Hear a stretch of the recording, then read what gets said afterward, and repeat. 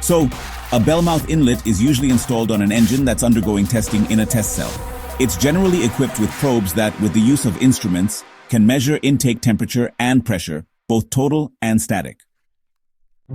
During testing, it's important that the outside static air is allowed to flow into the engine with as little resistance as possible. The bell mouth is attached to the movable part of the test stand and moves along with the engine. The thrust stand is made up of two components, one non-moving and one moving. This setup allows the moving component to push against a load cell and measure thrust during the engine testing.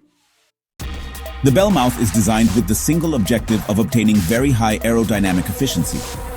Basically, the inlet is a bell-shaped funnel with carefully rounded shoulders, which offer practically no air resistance. Duct loss is so slight, it's considered zero. The engine can therefore be operated without the complications resulting from losses common to an installed aircraft inlet duct.